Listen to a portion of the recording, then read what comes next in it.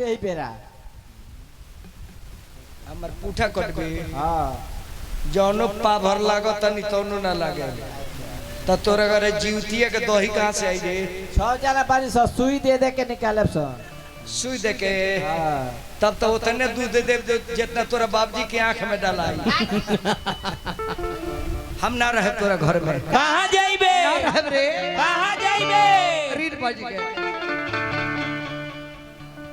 अरे हमारा के मरले बाला मुअली के मरवा हो जात बानी नाती हमनाई हरवा हो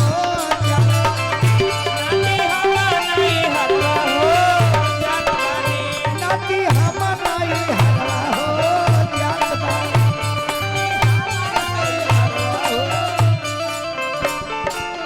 हमरा के मरले बाला मुअली के मरवा हो जात बानी ए मासा साहब बड़ी मरले बा नाती हमनाई हरवा हो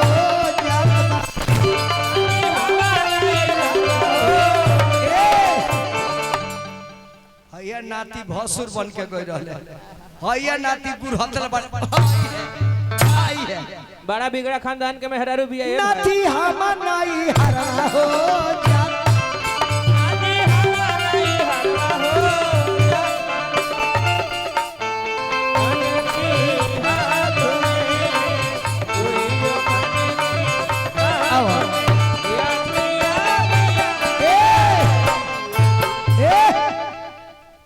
नाती अगुआ रहल है है नाती पिट पिट नाती हमनाई हरवा हो नाती हमनाई हरवा हो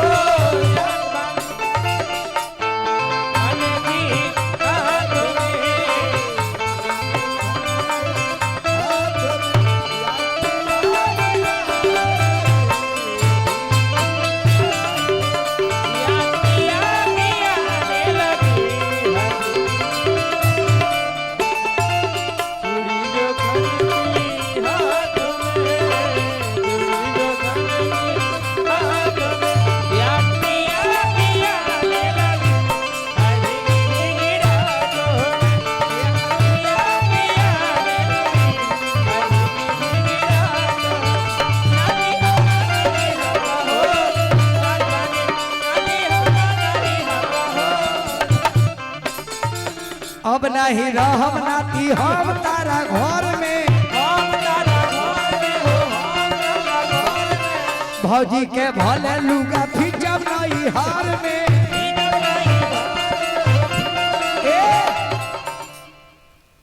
का हो बुढ़ियो अपना बेटा को डटबू की ना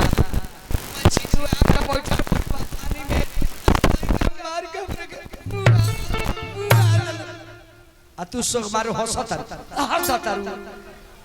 आ तू नाती देवर हम ना रह तोरा घर में आ जेबे ना रह रे आ जाइबे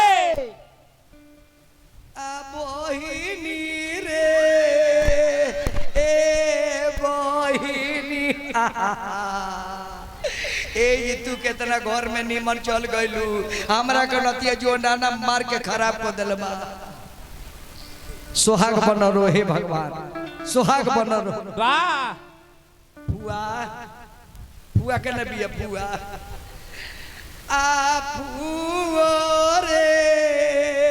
ए फुओ नतिया मारी के रे अरे फुआवा और मारो लो ना खड़ा कोई ले बिया यो कौन बिया फुआवा हम रोता नहीं हंसत अब नहीं रहब नाती हम तारा घर में भौजी के भले लुगा फिजब नहीं हार में अपना पढ़ाई का हमके प्यारा के पहाड़ हो जात बानी अपना पढ़ाई बा हमके प्यारा के पहाड़वा हो नाती हम नहीं हरवा हो जात बानी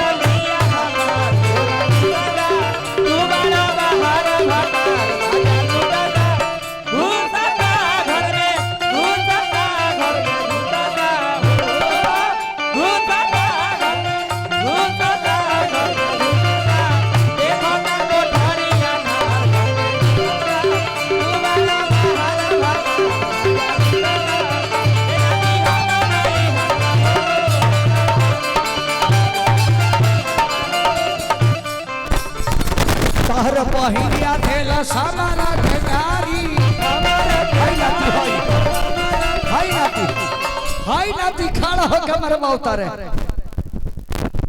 तू नाती रहा तारा बियाह में कोई रनी माटी कोड़े खाती ना मार के तू नाती मोटा को तू ना हया हया सोहबलिया बन के कोई रहले हां हाय हाय हाय बाप रे चोरबी हरे तार बहिनिया देला सामारा के गारी हो हमारा के गारी बाबू रे ए बाबू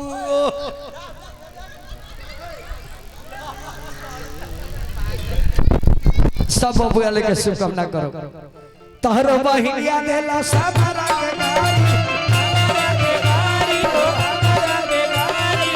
झाड़ू से मरले बिया तोरो महतारी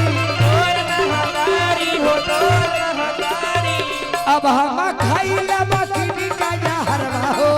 जात बानी अब हम खाइले हकीनी के जहरवा हो जात बानी ई हरवा हो जात बानी नाती हम नहीं हरवा हो जात दिनेश बाबू हजारों हजार नहीं हरवा हो हमार वीडियो साहब 1000 रुपया पुरस्कार नाती हम है सीओ साहब के सीओ साहब नाती हम नहीं हरवा हो जात बानी नाती हम नहीं हरवा हो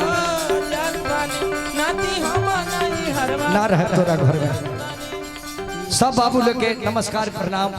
भगवान घर में मंगल कराई सारों पर मंगल होके 1.5 साल पहले आनी शादी में तिलक में आज घर भोज में आनी 1 साल के बाद एक घर में सोहर हुई वो में सोहर गावे आए हनुमान कहता है 1.5 साल में सोहरवा हुई नाथी हम नहीं हरवा हो